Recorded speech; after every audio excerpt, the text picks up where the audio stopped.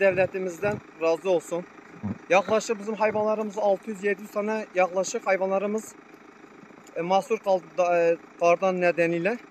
Allah devletimizden razı olsun. Yolumuzu açtılar. Bu hayvanları alıp alanımızda köye doğru gideceğiz.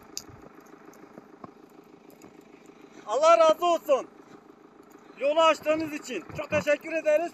Güzel İdare Müdürlüğü'nden Allah razı olsun. Allah devletimize zeval vermesin. Hepinizden de. Sağ olun, var olun.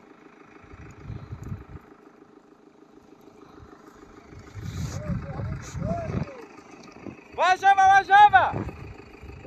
Haber de